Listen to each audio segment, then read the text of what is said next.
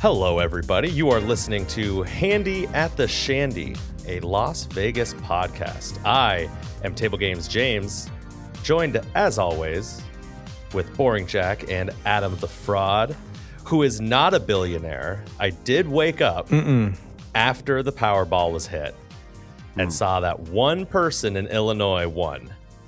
And the first person I texted was Adam and was like, hey, did you win? And he said no. So my first question for the two of you is A, when the Powerball gets that high, do you throw $2 into it? And B, if you did, even if you didn't, what would be the first thing you would do Vegas related with all of that money? Ooh. Oh, that's a good question. Well, you texted me, and there's a slight pause because I had to text my wife because she plays the Powerball every once in a while. So you had to double check. I'd be like, wait, did we win? She goes, no. I'm like, okay, well, that's fine. But it's funny that she doesn't like gambling at all, but that's like literally one of the worst games you could play in terms of like a hold percentage. And I've tried to talk to her about that, but she doesn't care what I think. So it kind of makes sense that maybe there's not really any correlation between lottery enjoyers and gambling enjoyers, because I don't think I've ever in my life paid for a lottery ticket. Like I probably got one as like a birthday present when I was like 18 or something like that. But I've never spent money on the lottery at any point. But I could still win.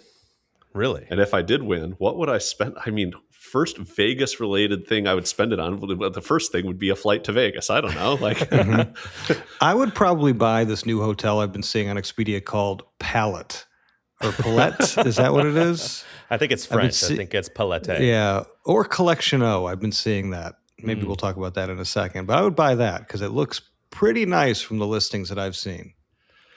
No, my buddy was asking about this, and maybe we talked about this on a prior show, like how would having a big windfall like change your gambling? I feel like I would be like completely uninterested in Vegas if I won the Powerball, which is the main reason I don't play. I like it. See, it's an AP move. It's an AP move. I think gambling, Vegas gambling, video poker, craps, whatever, is way different, as you were saying, to buying a lottery ticket. I think it's completely like, I'm not buying a lottery ticket for like, oh man, I want to really care about the return to player. It is the enjoyment is completely from the daydreaming of, if I were to win the Powerball, I would take my 20 closest friends on a private jet flight out to Vegas. And I've talked to Kim about this before. I would give every single person that I kind of went with $1 million. Wow, $1,000. Well, this was like, this is what Powerball 400 years ago when I first thought about it. $1 million and say, hey, you're not allowed to have any of this left, after this bender of a weekend. I don't care what you spend it on, but you gotta just blow it in a weekend. What's that movie that they had to do that? Oh yeah, someone has told me this before. There's a movie. I'm not a big movie person. Yeah, like they couldn't. Anyway, they just cut this out because leave that in. Remember. Yeah. Either way, that's what I would do. So I'm sorry that you and your wife did not win. We did not win either, unfortunately.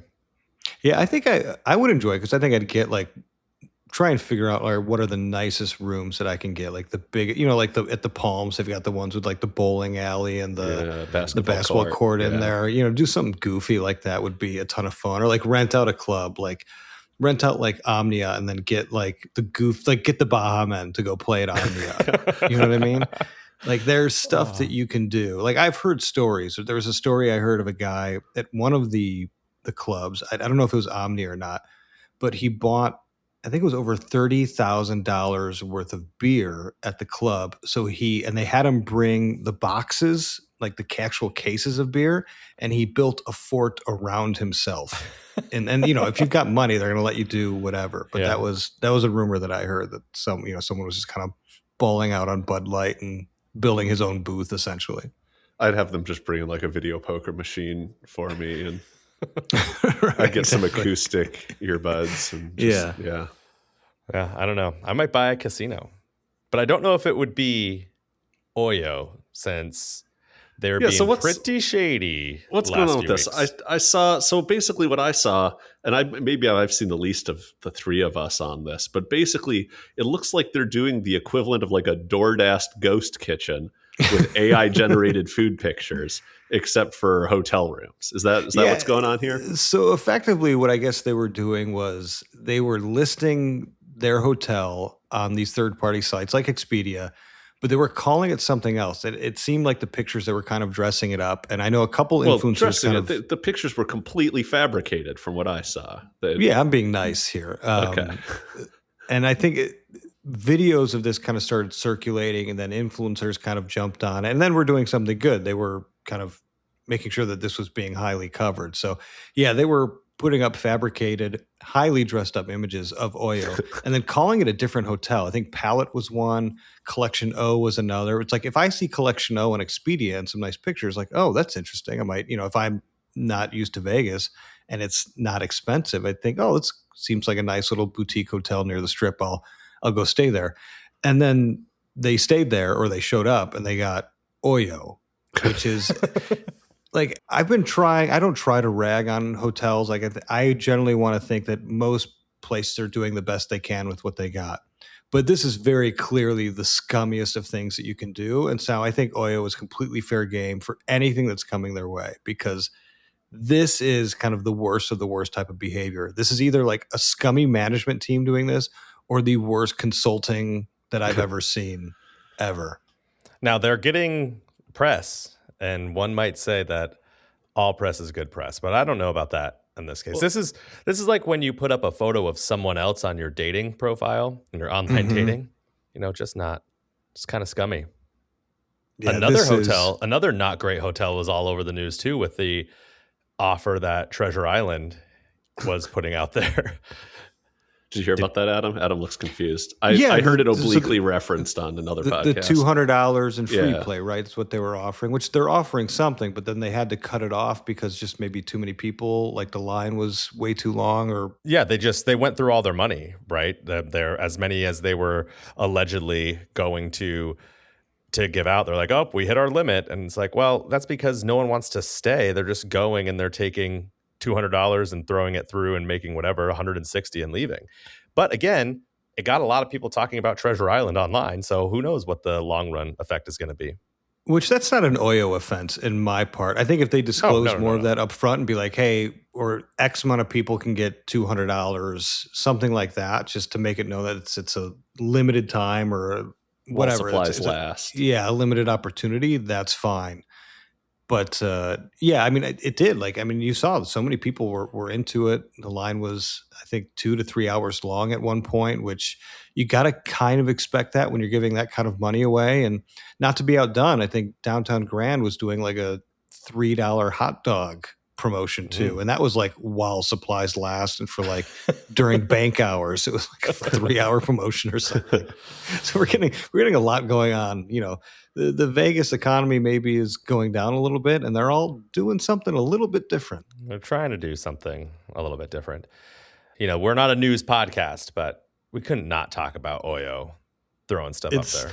I apologize to Horseshoe for my comments last week. You have now been dethroned as the worst property in Las Vegas. Yeah. Oyo was like, no, we can't let that stand. We're going to do maybe the scummiest thing we can think of. Right after we recorded that and released it, I got an email from Caesars Marketing that was like, come stay at Horseshoe and play in this slot tournament. It's like, no, thank you. Speaking of slot tournaments, sometimes, and I've very rarely seen this, to bring players in, instead of having like a slot tournament, they'll do a video poker tournament. Mm-hmm. And I've always kind of like wondered how that works. And James was even asking, like, how would you want it to work? Like, if you were running the slot promotions department and you wanted to run a video poker tournament to bring in some of your mid-range, high-end, whatever market you're targeting with this particular tournament, you're bringing in a certain class of player to offer them entry into it. How would you even do it? Yeah, I mean, I played in that one video poker tournament. Jack, you can figure out which episode we talked about that on, which was really fun. But it was really just you show up and you play as fast as you can for 2 minutes, and you try to get as many points as possible. Points as in, your basic jacks or better.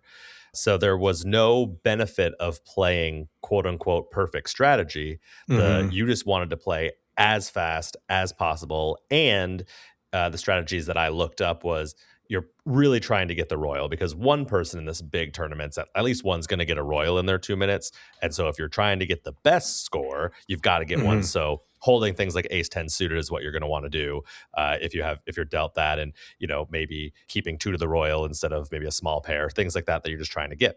However, when I was thinking about if I could design a video poker tournament, I think I would want to also have some sort of weight on how many right plays you had. Well, that's why I was wondering, like, when people always say, oh, well, someone's going to get a royal, and people who get a royal are the only people who can win this. Maybe that's true for these larger tournaments, but when I heard that, I always assumed that maybe it meant that the draws were rigged in some sort of way, much in the same way that when you play a slot machine on tournament mode, it's basically a fantastical version of a slot machine in which you get a lot of just great things happen and you don't have to spend any credits when you press the button, right? And I was wondering if the video poker tournaments were maybe like that, when people said, oh yeah, there's like people, you have to get a royal to win. Do you think that it's only based on volume, or is there some sort of like... I think it's based on volume. I mean, okay. It's not rigged in any way? I don't think so, but like, I don't know. Right. But it doesn't seem like it. You're not getting tons of like 3 royal and 4 royal draws or anything like that. No, it doesn't seem like it. And the one that I did, you started with a certain number of credits. I think it was 1,000 credits. It was, 5. You had to press max because you technically could bet 1, 2, 3, 4, or 5 credits. But like if you bet 5, you got the 4,000, right? I played so fast. I mean, I already play fast, but I was like even playing faster. And Kim was watching and was like, you were so much faster than all these old people at Harrah's Atlantic City. But so if you have to bet an amount of credits and your balance goes down with each wager, like in theory, your best bet in a strange sense would be to not play at all. No, because you don't get your standings. It was not the amount of money you had left over. It was how many credits you won. Generated. So like every time you got jacks or better, let's say you got 5 your score credits, went up by 5. Yeah, that's why playing as fast as possible was the best strategy. Yeah. But I was thinking, like, if we could design one, I think it'd be really cool to have different categories. Like, here's an award for the person who got the most credits, sure, but like this is also for someone who played closest to perfect strategy on Ultimate X double bonus. Or who had the most 4 of a kinds. Or I would say almost thinking of the poker's tournament or games jack second best, because that eliminates people who get the royal flush. You don't want that outsized chance. We want the people who are playing really well, know the strategy, and they're not getting crushed by the person who accidentally hits royal. Or I wonder if there's a way to do, like, this person was expected, by the way that they played, they were expected to be this bad, but they actually ended up here. So like the luckiest person or the unluckiest person, like this person played perfect strategy and still got fucking crushed. My thought was kind of to do away with all that. When James first floated this idea, my first thought was like, I would want to rig the machines such that the outcomes benefit the best play. Like if you have a rare spot where you're trying to decide between holding like a queen jack suited or like a ace king queen jack or something, and you're supposed to hold all 4, that 10 should come in more often. I would want it to be that rather than have the machine after the fact analyze whether you made the right play, the cards are just biased more, even more so towards what would have already been the right play. That's how I would make it like more skill based. And then there's some still luck there. If you luck into the right decision, then you like get bigger hits than if you don't. But so it's kind of like Dream Card in a sense, where like the but on the draw, yeah. But on the draw, it's just a little different. It's weighted a little differently. Okay, I could see that. Yeah, the next cards are already determined, and if you make the wrong hold, you're getting the cards that would have come up for the right hold, and so that probably doesn't help you as much or stuff like that. Yeah. Yeah, or like you're trying to keep that ace 10, and they're like, oh no, now you're just getting 2, 4, 7 all different suits. We are going to talk a little bit in hour 2 with one of the listener questions about some very particular details of video poker strategy. So nice. Stay tuned for that in hour 2. But yeah, I like the idea of doing skill-based stuff, but I don't know, like Adam is saying, I think it would also be fun to just add more gimmicky stuff that makes it feel more like a slot tournament and less like a boring tournament or whatever. Yeah, I don't know. Maybe we could do some things, try to find a way to at the very least have a lot of people, when we do our meetup, play a certain number of video poker hands or something and give away some small prizes for, We could have an ad hoc, impromptu, carpe diem video poker. Love it. So the next thing on here, which, by the way, people are going to know that I'm talking a lot because 30 is divisible by 3. In fact, 10 times. This is the 10th time you've had to listen to me not do a trip report, but still kind of host the entire show. Second. So you're lucky. How did we not open hour 1 with a trip report? Have none of us been to Vegas in the last 2 weeks? Isn't this supposed to be the trip report portion of the show? It's supposed to be, but unfortunately, I've been too busy sitting in central Pennsylvania getting ready for the new semester. I don't know. Have the two of you been to Vegas lately? No, I was also in central Pennsylvania. Yeah. Well, my son's starting kindergarten liar. in central Pennsylvania, so we had busy stuff going on. Well, anyways, the next thing on this list is 1% RTP Blackjack. Jack, you added this, and I have no clue what you wanted to talk about here, so I'm just going to pass this right on to you. This is going to be a quick one, but I was watching Vegas Matt. He was talking about they had just played some roulette, and they were playing some 00 roulette at that. They were talking about how the house edge on the Baccarat and indeed on the Blackjack with good rules is way lower. He's like, yeah, it's supposed to be, about 99% on Baccarat and even better than that on Blackjack. And Vegas Matt, who doesn't like Blackjack and had lost on it recently, was like, no, it feels more like it's about a 99% edge for the house on Blackjack. And my first thought was, well, can we get one of our listeners to ask AI to design a game where the house edge is 99% and the return to player is 1%? And then I was like, you know what? Maybe I should come up with one. So my thought at first, I was like, the worst possible Blackjack game I can imagine is that the only way you win is if you get Blackjack and the dealer doesn't. Every other time you lose. And every other thing is just a loss. You don't get to draw, you just lose. And that still, I don't even think would be a 99% house edge, because you get Blackjack about 4 to 5% of the time.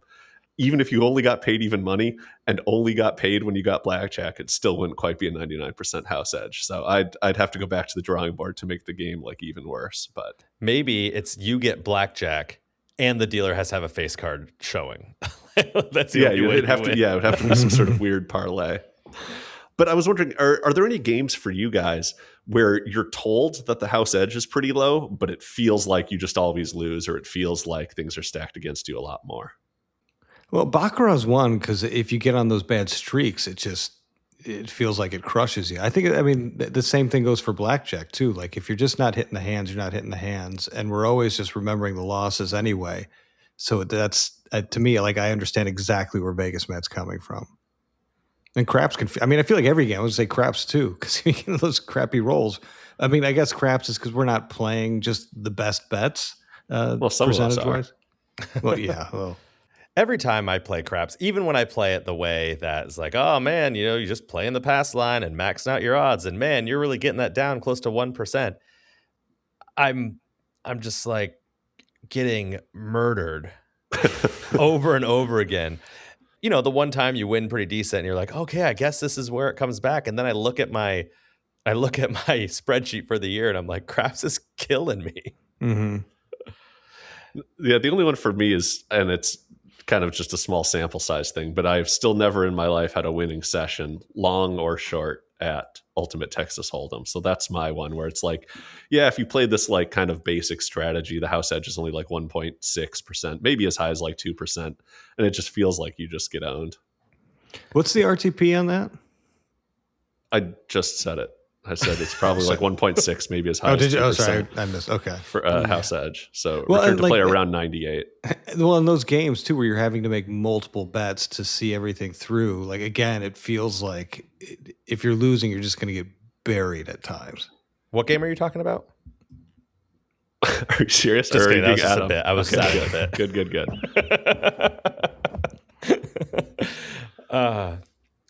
Well, yeah, so I don't know. I can't say anything about table games because I'm playing all the stupid bets. I'm playing the trips on Ultimate Texas Hold'em. I'm playing the 3-card, the pair plus on 3 cards. So, Well, it's because you might as well. If we're going to get crushed, you might as well do some fun things. Might as well buy the fucking Powerball while we're at it. The answer is all the games feel like that. And then we keep going back. Yeah, because we love it. Which means we might need to bring a lot of money to Vegas. Great segue.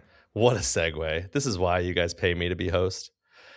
The next thing I wanted to talk about, because it's been coming up on a couple of the other pods, and we've gotten a few questions here and there about it, is getting money to Vegas. And the first question is, how much are we comfortable carrying to Vegas? And I don't know, is this really asking how much are we comfortable carrying or how much do we carry? So I'm going to answer those a little differently. I think I'd feel comfortable carrying, probably 5,000. I'd be like, this is going to be all right, 5,000. Anything higher, which I've had to bring home more than that at times. It's not that I guess I'm uncomfortable because I'm so afraid I'm going to lose it. Like somehow I'm like, I'm going to leave my bag, even though it's in my lap. It's going to somehow fall out of my lap and I'm going to forget it. Is that why you carry it in your hands throughout the airport? Correct. I just carry my walking around with just bricks in your hand. He looks like a YouTube thumbnail of the guy holding up cash, and he's just walking around like open. That. That's exactly mouth agape in front of Panda Express. Yeah. I usually bring between 1,000 and 2,000 with me, though. I'm like, I'm going to go to the ATM or go to the bank and bring a couple thousand, and then I'll grab my credit when I get there. So that's my comfortableness of it. I feel like the most I've ever brought to Vegas is I've brought 10,000 before in cash. I forget if that was for a World Series of Poker specifically, or if it was just like, this is a big gambling trip and I'm going to be there a while and I'm going to need a lot of money. But one thing I did there was I heavily diversified my portfolio, which is to say I put like 2,000 in a bunch of different places. I brought gold. Yeah, I brought gold, some silver, gold bars. I brought a first edition Charizard. I spread the money out among my various like bags and on my person and stuff like that, so that I couldn't just James it and lose the whole 10K in like one accidental situation. You have 2,000 in your front pocket, 2,000 in your back pocket. So if someone reaches in your pocket, they only get 2,000 of it. That sounds more like smuggling than anything else James said. That feels more risky. Like, what is this guy up to? Just put it in the case, man.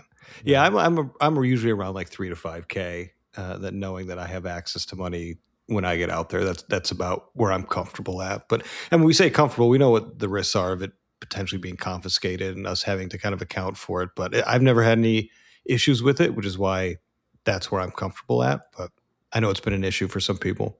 Yeah, one of the reasons I started carrying less cash is I'd started to have some itineraries where my trip included a stop before Vegas. Like I was going to see my buddy in New York, and then we were flying from there.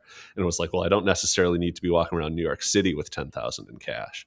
Yeah, I don't think I have many other vacations other than Vegas right now. So I don't know if I can speak on that. Don't even know if that's applicable.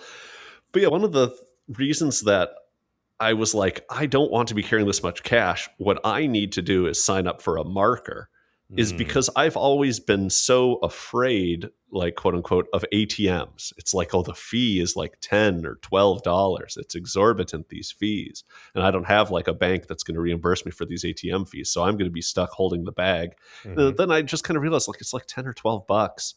And if you need to do it a couple times over the course of a trip, you're still like, you're just paying for the convenience of not having to like bring all that cash with you. I don't know. I've become much more acceptable about going to just an ATM in the casino and paying the $9.99 or whatever. Yeah, and the PNC that I have will reimburse up to. I forget they know, right? Wow, I'm so fancy congratulations. at PNC. Now someone's going to go and try and find my bank account information and probably just drain all that tens of dollars that's in there. But they'll reimburse the fees up to, I forget, either 15 or 20. So I'm like, if I have to go a couple of times, I'm not going to worry about it. I know like there are some people who can tell you where, go to this place and this ATM is way cheaper. Go to Casino Royale and it's $4.99 or something. I'm just going to go to the closest one so I can get back to the video poker machine that I know is due because I just threw thousands into it. So it's got to be due. Yeah, I mean, as you scale up, I mean, as your bankroll gets bigger, the $9, $10, $12 becomes less impactful percentage-wise. But I can get, if you've got a modest budget, an ATM fee of $12 can mean quite a bit. So I get why people would try to avoid it. But I will go to like the Capital One Bank. I dragged Jack out there one time. And that inspired me. That we stopped by the Forever 21 and I was like, I need this more on my Vegas trip. So I also made like a Capital One checking account just based off. And when he said he needs alone. this, it was a blouse that he saw in Forever 21. 21. But I've actually used that Capital One to deposit money since I have a Capital One debit account. So like, I don't want to carry this much cash home. I was able to go there. And that's at a fashion show up near north of TI. Nowhere near Palette or Collection O, on the opposite end of the strip. Opposite end of Collection O. Which I found, having a bank on the Vegas Strip, that was kind of the best thing. Is if by chance I do win money and don't want to carry it home, it's a good option for you as well. Have you guys ever gone to a physical bank branch in Vegas? The Capital One like kind of counts, but it kind of doesn't because it's one of their cafes, you know? No, I've never. I don't think I have any banks in the area. Mm-hmm. I've definitely gone. I don't think I've ever needed to, but I've definitely gone with a friend to be like, oh, we have to like take a cab to the Wells Fargo so that we can get money. Which that had to cost more than $12 at the ATM. I think we were getting more money than you could get. Oh, I see. Okay. It was a serious trip. And then you said there's a Forever 21 on the way. We could stop there as well. I will say I've had to go to the post office with a friend one time so he could mail a bunch of marijuana back to New York, which I'm like, this is very illegal. And he's like, they don't care. I'm pretty sure USPS would care if they knew that they were unintentional drug dealers. But yeah. I mean, I'm sure they know. I learned, leave this in, that it is illegal to send any alcohol through the United States Postal Service for any reason. Mm-hmm. Where it's completely legal with FedEx and UPS, but their terms of service disallow it. But you have so to be they just don't want to do it. You just have to be like a distributor, I think, right? Well, sure. Well, yeah, sure. But if you just want to like send your buddy some alcohol in the mail, that doesn't happen. Yeah. And so it's still the best option rather than have to go to like the UPS store and lie to them about what's in the box. The best option is just to like get a USPS priority self ship, just whatever, you drop it in the package drop. And you're good to go. So the deeply illegal way Why are is we still saying often good the best to go? way. That we're not good to go. We should not be. You're completely saying good to go. You put Adam's return address on it, and it's fine. Fingerprints to Adam. Yeah, this is completely illegal. But if you do it this way, you're good to go. Yeah, that's how life is. Well, what about Sometimes markers? the illegal way is the easiest way. Oh, sorry. You guys get legal markers at the casino, which I haven't actually in a while because I haven't found that my bankroll really needed it. I haven't really had a want to. I did before, but what's that process like? And do you feel comfortable? Does it make it? Are you spending more than maybe you otherwise would taking out a marker? Because that's one reason why I haven't done it. I didn't actually like how easy it was to access the cash. I don't think so. And I know we've talked about this a few times. I don't think I'm spending any more than what I would. And part of that is because there's still a bit of a process of going up to the cage and asking for the marker and the Tito. And so it feels like the exact same process for me as going up to an ATM or whatnot. So it doesn't seem as easy. Now, especially because James uses the casino up the street as his own personal ATM when he's in Vegas. So it makes sense. It does. That's true.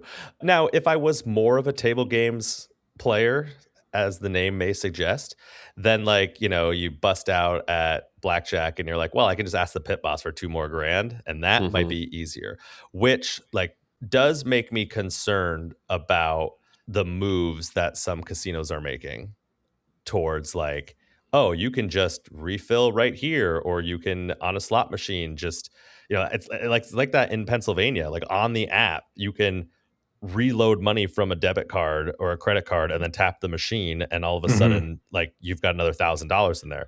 And I do believe that there needs to be some distance between getting the money and your gambling to provide a little bit of a man, should I really be coming back for this third bullet, a cool fourth down bullet? period? Yeah.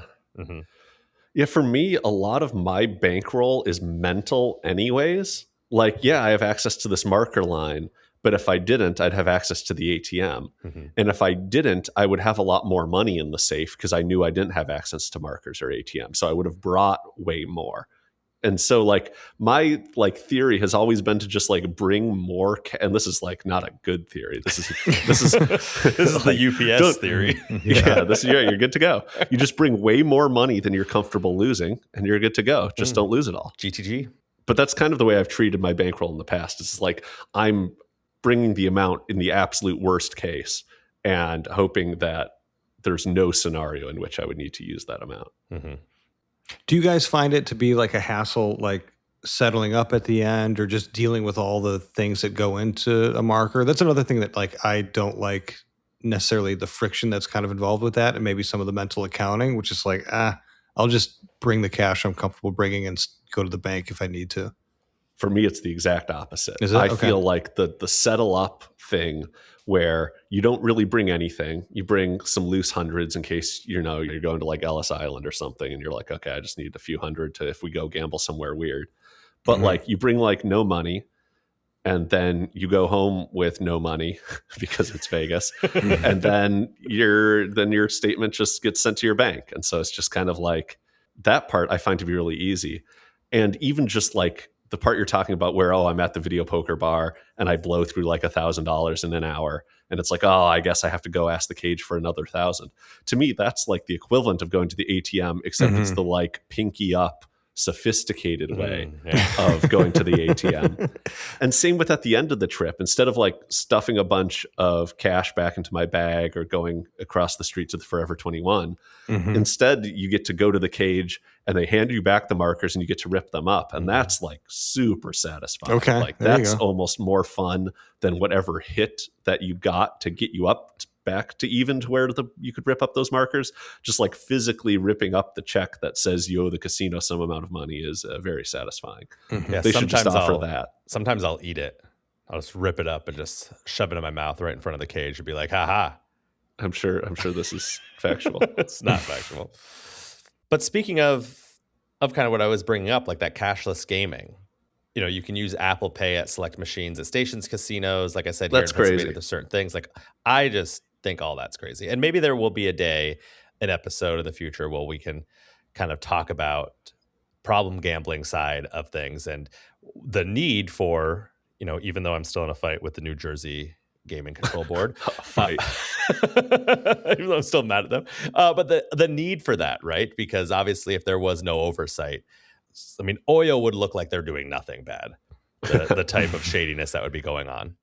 I always just find it funny for how long it has been said that cashless gaming is just right around the corner. Like when Resorts World opened 5 years ago, that was their big selling point. It's like, we're going all in on the cashless. You can deposit funds on our app into like this account, and then you can use that account to fund everything throughout the casino. And then it just didn't work. And instead of doubling down on it, they retreated. And now their casino is just like any others. So like James said, Station Casinos is doing Apple Pay, but you have to have like a linked debit card, right? Like you're not getting credit card money off your Apple Pay at Station Casinos.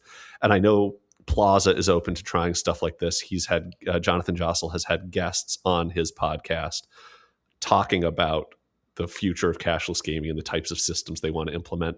But it just seems to me that gamblers want cash to be involved. Like I don't think only the casinos want this. Like the gamblers don't actually even want this, even the sickest ones. Yeah, I was I forget which podcast I was listening to, but I was also talking with Tim Lawson about Barcelona, about the casino Barcelona. Kim and I went there a few years ago, and I have $1 chip, and Tim Lawson was telling me how he did not get $1 chip when he went there, and now they don't have any chips. And so it might have been on You Can Bet on That, where someone called in and said, yeah, they went to Baccarat and they gave the money, and then they just loaded money on their little screen in front of them. And so I believe at that casino, it's all just digital. And yeah, it's not cool. Like if that's the case, why am I going? Like I have, like there's the internet, right? Like if I don't care about the chips and I don't care about the actual like cash exchanging and all that type of stuff, I'm just going to be on the phone or on the computer at some point. So, yeah, I mean, it's very obviously an issue for them to. I mean, there's so many controls that they have to do when it comes to cash and chips and all that kind of stuff, and this makes things much more efficient for them. But they're clearly going to sell it to us as like, look how easy this is for you. You know, it's so frictionless, and like really, this is just for them and their control efforts and security, and how much risk there is involved in handling cash. It's a business as big as theirs are. Yeah, they're going to flip it around on us. But you're right, Jack. No one wants this. That's why there's plenty of people who still look for like quarter slots that that they can put coins in, even though it's disgusting. But people are still looking for it. Oh, that reminds me. I talked about the slow bill acceptors at Resorts World, and I had like a different harebrained conspiracy theory as to why they were doing that. But this makes even more sense, as they're trying to push people to the cashless, and so they installed artificial rate limiters on their bill acceptors. Those ARLs. Yeah, I don't like to see the cashless gaming. I still want there to be that cooldown period. And that being said, I would still use it. I'm going to be completely honest with everybody here. I definitely would use it, but yeah, I'll be in the nay side for now, just publicly. I mean, I feel like the first step should be just like, oh, James, you have a $5,000 credit line with us. By the way, that $5,000's already loaded on your player's card. Whenever you want some of it, just move it over to the machine. Go get Kim 2 sweaters and it's covered. Jesus fucking Christ. She loves that sweater. Breakfast in bed, Cosmo, whatever. All right. Well, that's talking cash. That's talking or cash. The lack thereof. Now, the next topic we want to talk about, since we haven't been to Vegas in a very long time, any of us. It's been rough. It feels like ages. Here, an audience, the worst part is in 2 weeks, we have to record another show. And again, none of us will have been to Vegas in the interim. And so we have to go through this whole rigmarole of not having a trip report with which to open the show. Just skip please next send us episode. Thoughts and prayers. Skip episode 31. We'll do it, but don't listen to it. Download it and don't listen to it. Luckily, the 2 after that, there will be trip reports for the 2. Maybe 3. I don't know when more, Adam's October trip is. But thinking of Vegas, and way, way back in the past, more than 3 or 4 weeks ago when we were actually there, what are some things that you never got to see in Vegas that you would most like a chance to experience? And I heard Robin Aubin call into You Can Bet on That, and I was like, he stole my idea for a segment. But his question was actually a little different than this when he was asking, what's something that you got to experience in Vegas and you miss it? Whereas this is more like, what's something that you never got to experience in Vegas, but you've heard enough about that you wish you got to experience it? Why hasn't anyone called into our show, Jack? I will be deep in the ground before we have other random people. I already don't like the 2 other people that talk on this show. Having like even more randos contributing audio content, it's not going to happen. All right, we'll let bygones be bygones. And what bygone casino, James, would you like to visit?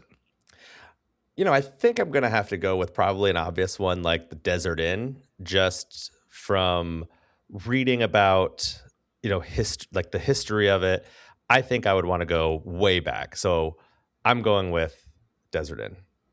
Final answer. My thought was also to go way back, but I wanted like the Hacienda, like the first, like sure there had been gambling downtown Las Vegas since the early 1900s.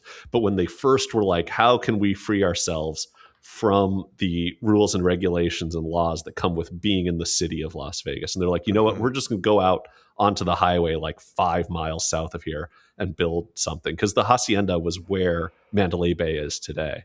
That was like the first strip casino to open in Vegas. I think it was like 1942 or something. So we're talking about like wartime, or it was being constructed like pre-war US. And I think just seeing like what did that look like would just be insane.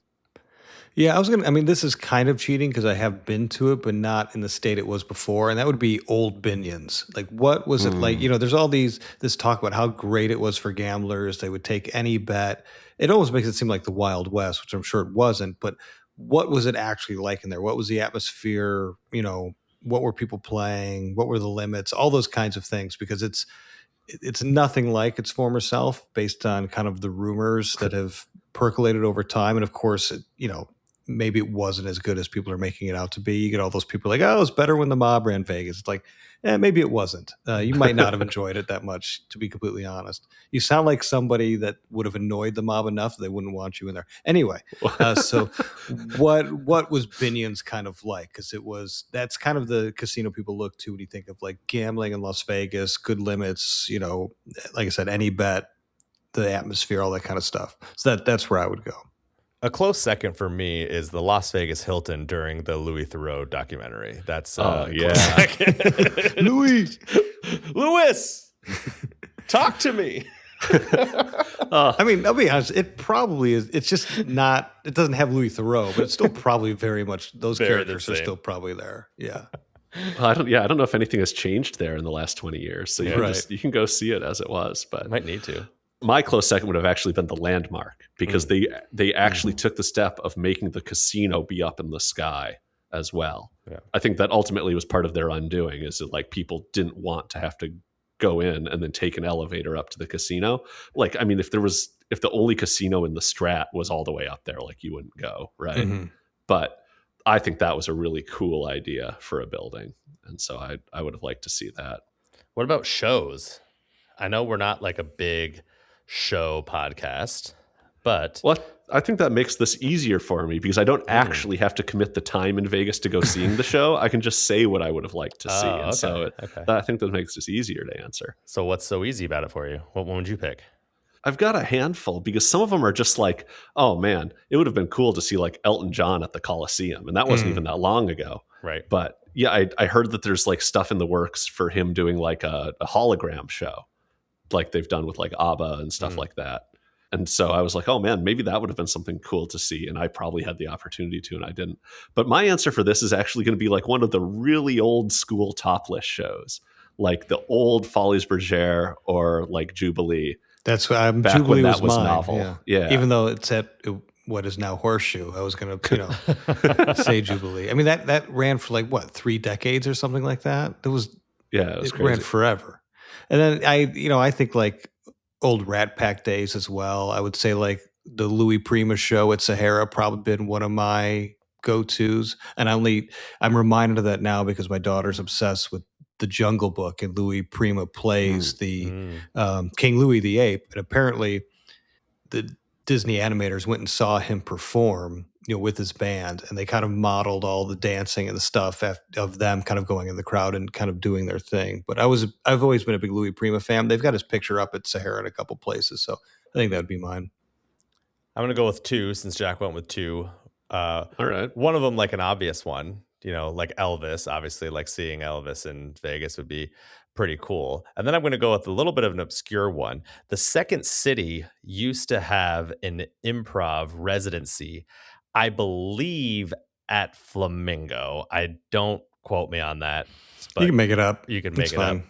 And I remember I was like kind of just getting into improv when I was going out there, 21, 22, my first few trips. And I was like, oh, that'd be pretty cool to go see. And then they just stopped like doing it, which kind of makes sense. Like, I don't know if even a more sketch type improv show with Second City probably isn't going to last on the Strip for that long. But I would have liked to have seen it just to see how they're kind of bringing that type of theater and comedy to a big audience. Would be cool. Yeah, I'm not going to call, Second City like fine art or anything, but it does always seem interesting when you see touring acts or even Broadway shows or things that aren't inherently touring acts try to do a residency in Vegas, and whether or not that works for them. And it's usually not, but most things are usually not. And so it's just kind of, I don't know. It's hard for me to tell if these things don't work out because most things in Vegas don't work out, or if they don't work out because it doesn't play in a tourist centric environment like that. Yeah. Not moving on to the next one quite yet, because I just thought of this. Is there anything that's currently playing, a current show that you're like, it's going to end soon, and I've never seen it, and I probably should, just so that way when we're having this conversation in 15 years, we're like, oh, I actually got to experience it? Oh, Penn and Teller, maybe. That's one of the shows I've had tickets to see, and the show got canceled due to like Teller's health issues. That one, I think I really should try to see before it's over. Lady Gaga, I think it's technically kind of over, but it's not like over, because they still have like her memorabilia and stuff at Park. And so I should probably see her before that becomes a thing of the past. Those would be my 2. I won't, but I probably should. I'd go see Penn and Teller with you. I don't know if I'd enjoy it, but I'd go see it. Okay. So sign us up. Lock it in for December. Yep. Probably Shin Lim. Is that his name? Oh, I'm going to get that. Is his name. No, that's great. I thought I was going to be racist. You were right. You didn't have to say anything. I went for it too. Oh man, that was a risk. Okay, the return to player for me on that was not very high. But yeah, I'm a big fan of magicians, and he does a lot of really, really interesting sleight of hand stuff and like really up close stuff, which is cool. Mm-hmm. I've seen some of the big stage shows. Like I saw Lance Burton as a kid. Those are interesting, but it's like I didn't know he was doing or doing magic as a kid. Lance Burton. Yeah, Oh no, he my did. God. Yeah. And Leave you that know, in. the stage shows, the big audience stage shows, no disrespect to Penn and Teller, because I've seen some of their stuff online. Like it's really interesting and it's fun to see. But like the sleight of hand up close is just really, really compelling. So I think I would see him before magic kind of altogether dwindles out of Las Vegas. Yeah. And what about any like other bygone amenity, experience, attractions? Anything come to mind that you wish you got to experience? I mean, again, it's the Nile River water people mover at the Luxor when they first built it, which it's like any attraction at the old Luxor, which was just like plagued by difficulties, and they had to remove them all. But yeah, all of them. I mean, that whole time with that, like all the, and really, I'm going to say any themed hotel in the 90s had their cocktail waitresses dressed to theme. They didn't have just kind of like a basic, skirt and purple shirt or whatever. It was, they were dressed to the nines and incorporated the theme somehow, to a point where you're like, how are you even carrying a tray right now? This looks ridiculous. You're like a Disney character, but you also have like other jobs to do. So that was really cool to see. I never got to see the Nile River thing, but I remember as a kid seeing like in Luxor and Excalibur, them all dressed, like I said, thematically. For me, it would be, I started coming to Vegas after the age of the Lost Leader was over. And so for me, I want to see like weird late night specials or 99-cent shrimp cocktails, or, just all those things that were basically, they were already gone, but still oft talked about, 10, 12 years ago, and now are just kind of completely gone. I would want to see what were some of these things you could get on the super cheap. That was kind of like when I first started going, and especially in grad school. So that would have been 2008. I remember at Barbary Coast, they had like $1.99 steak and eggs from 2 a.m. till 6 a.m. or something like that we would get every night, because it was awesome. Yeah, because like there are, like you might say, well, I don't take advantage of any of the existing deals. Like what is it at Miracle Mile Shops? Like Blondie's has a really cheap breakfast deal where it's like $6 or $8 or something. But it's like, I want it to be the casino loss leader variety, not just some low rent strip mall location that does a lot of volume, right? Like I don't consider the $20 all you can eat Guy Fieri brunch we did to be in the same category. Even if dollar for dollar, it actually kind of matches up with some of the things we're talking about inflation-wise, right? I just don't consider it to be similar. What a great trip that was. I just miss every casino had like a cafe right off the casino floor where you get, almost like a little diner where you just get like cheap coffee, cheap breakfast, and it was steps away. I remember the one at Bill's Gambling Hall, and it was just right there. I remember just like landing late morning, getting a cheap meal, and then walking right to the tables to play. And it was like that was the best time. I think it would have been cool to like stay at a higher floor on Plaza before the canopy, and like so you have like the view of all of Fremont Street. I think that would have been cool to experience. And maybe not. Maybe it just would have been a shithole, and like wouldn't have been that cool. But no, it looked. Fremont pre-canopy looked pretty great because the street was still open. Yeah. And like I completely understand why they do it for lots of reasons, but it did ruin that view. All right, we've come to what the fans have been saying, our only segment, which is also means our best segment. It's the one good thing in the show. Do the fans really write in? Are they like, no. Hey guys, just like to let you know that this is your only segment? Like, thanks. That'd be wonderful. There's got to be people out there who are just like wanting to send us messages that are like, why do you keep talking up this segment? Why are you the way that segment? You are? There's plenty of people who are wanting to email us with those kinds of messages. Yes. I don't get a lot of negative feedback. If you think the one good thing segment sucks, I want to hear about it. Email. Any other negative feedback, that's not being allowed. But specifically, if you don't like this segment, let us know. handyattheshandy@gmail.com. What is that email? Because I want to write it down to send in how I think this is a shitty segment. Handy at theshandy@gmail.com. No, my gripe about the one good thing is every time Jack wants us to do the one good thing segment, Jack just brings gripe up the whole time? 5 good things and 6 bad things. Well, which is great too. So we're going to start. We're going to continue our way down the strip with Caesar's properties. We're going to go to Caesar's Palace. Now, Jack, you've done the research. What's our fun fact? My fun fact is, and this is more something that like I had been to Vegas a few times before I even noticed it existed, is the like statue to the 4-faced Brahma outside near the Caesar's fountains that you only really would go by if you're walking up and down the strip. Like it's not really coordinated with any of the entrances or exits from Caesar's. And they have like incense you can light there, and it's very odd. And I looked it up, and the statue actually was like cast. It's like a bronze statue that was cast in Bangkok in the 80s and then moved to Caesar's Palace in 1983. I'm just thinking like what a weird time that was for the Las Vegas, right? Like the 80s was kind of a lull before the big 90s building boom. And Caesar's execs were sitting there being like, you know what we need? We got to commission something from Bangkok. Yeah, we need a statue for the 8-armed 4-faced Brahma. And I don't know. It's kind of cool. It's not my one good thing about Caesar's, but it is my fun fact. What is your one good thing about Caesar's? I did have something prepared.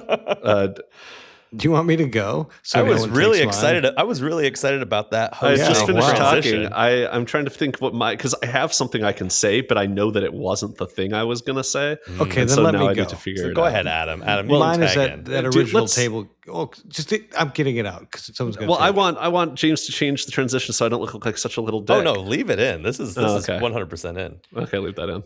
Go ahead, Adam. Okay, mine is the original table games pit, the sunken down pit. Because I just think that's a really cool place. Big rotunda. Yeah, I don't want to say the rotunda because that means something else, but yeah. Right. But that's the only thing I could think of that I liked about Caesar. So, well, you really vamped for a while to save me some time there. There you go. Spare me some time. Get me some time. I don't know what I'm doing. Now you're the one vamping. I'll go next then. I'll say that the one good thing I'm going to go with is the video poker bar near the I remembered mine. Damn it. What was it? The video poker bar at the sports book? No, that was one of my options, though, that I knew wasn't it. Because I think Omnia. Omnia, it is fun. It is a fun time. I've been there one time. I really do enjoy, if I am in Caesar's Palace for any reason, like maybe going to a concert, Coliseum or whatnot, is I will spend some time at that sports book bar. You know, the pay tables aren't great. Obviously, it's a Caesar's, but decent comps, and you get to the whole view of the sports book. So that's what I'm going with. And you get that Omnia crowd behind you. Oh yeah, that is like hours long. It's like it's like lining up for $200 in free play at TI. You're like, you know what? It's not worth it, guys. It's 2 a.m. You're not getting in. Just go home. I will say it is a different clientele that I saw in that line versus what I saw online for TI. Well, what I like to do is see the difference, the juxtaposition of the girls dressing up and then their male counterparts, like their partners, who like, because I think women like just get dressed to the nines. They look so great, you know. They've really done themselves well, and then you get the guys who are just wearing just the worst outfits, gym shorts. They didn't even try. Yeah, Crocs. And I feel so bad. I'm like, come on, guys, put a little effort into this. Put some effort into your looks. Look at the three of us. Yeah, go to Forever 21, get an outfit, and put some effort into it. Have we vamped enough for you, Jack, to come up with one good thing? My first thought was the sports book, because you can't miss it if you're walking through the property to get from one end to the other. You're going to go by it, and it does seem like a really cool place to be able to sit and play. It's kind of Circa-y before there was Circa, so that's cool. But I knew that wasn't it. It was a secret door that that cuts off some time. Is that what it's going to be? No. So mine is actually, I think they've done a really good job incorporating the new hotel towers into the Caesar's Palace theme.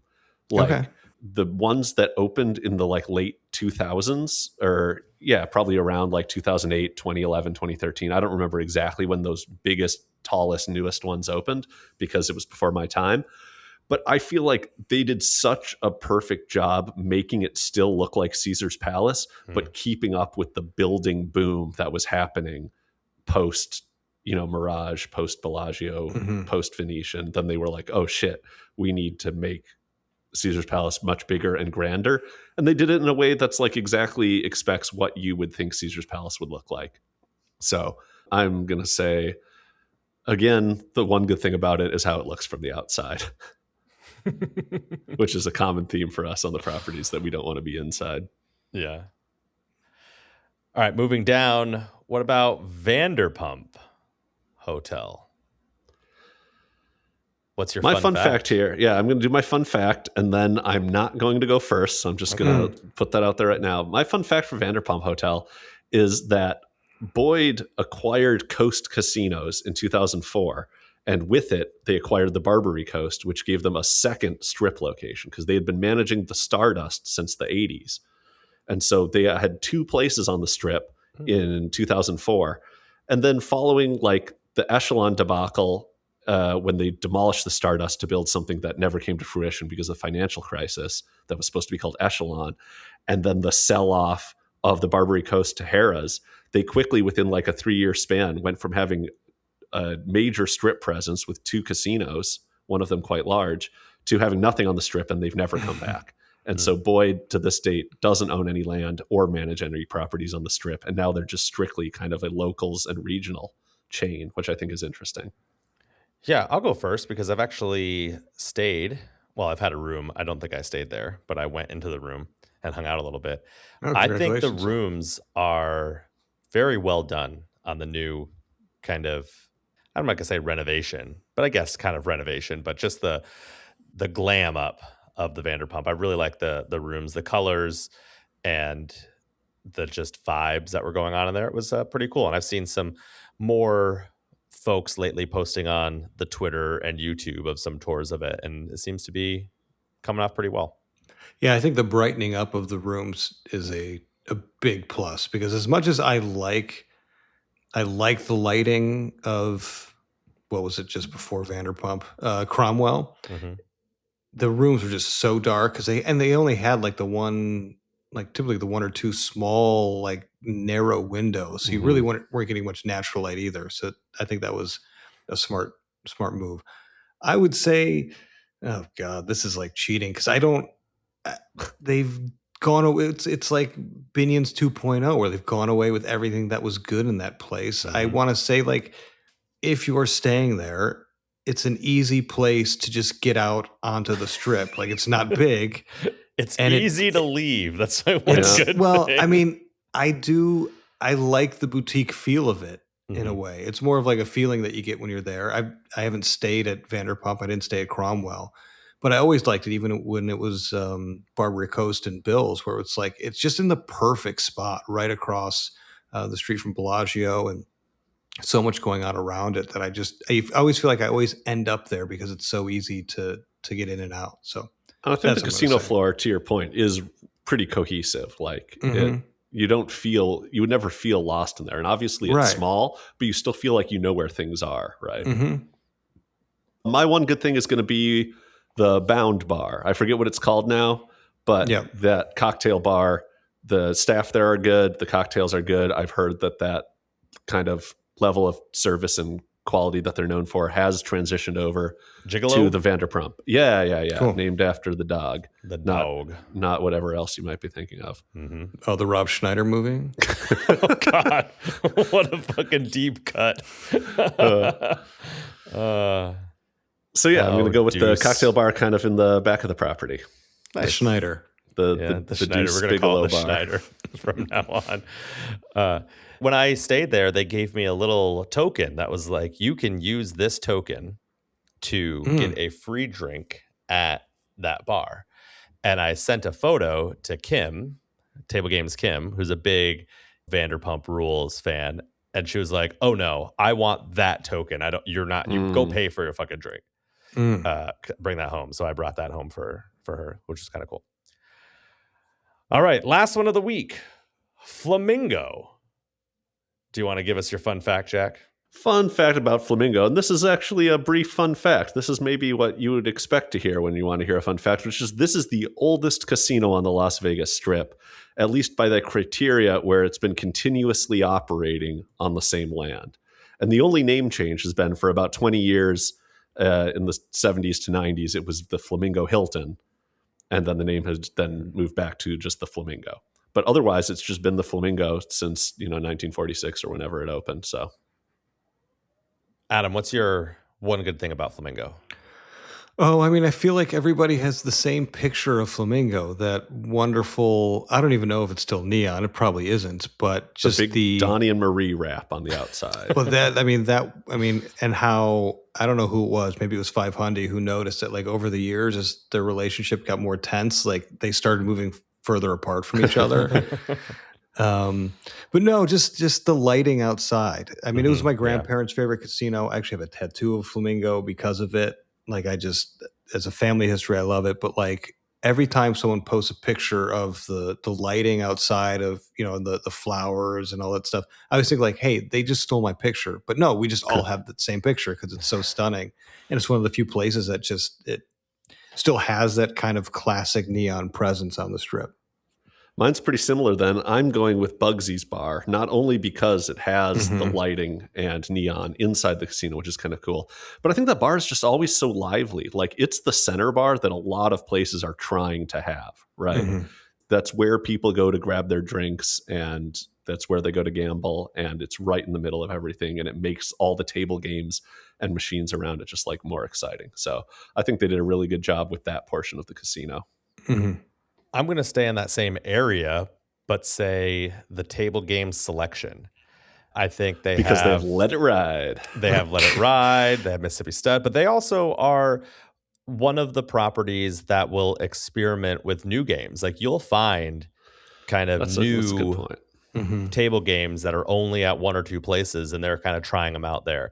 And I don't know I don't know what the backstory of that is, but a lot of the new games break in there. So you'll see, a crisscross type game here or there, or other random stuff that I'll be like, I've never seen that game before. And you never will again. I never will again because no one's playing it. But I did see a lot of lower limits when I was there with my dad in the beginning of July. So I'm going to say table games options from Table Games James, locking it in. And while I don't spend a ton of time there anymore, I do like that Flamingo, despite being lower on the totem pole of the Caesars ladder, they're still trying. Like they're putting in non-chain restaurants. They're putting in like that speakeasy. They just totally renovated their pool, which looks really nice. I got to walk around there, not this trip, but the one before.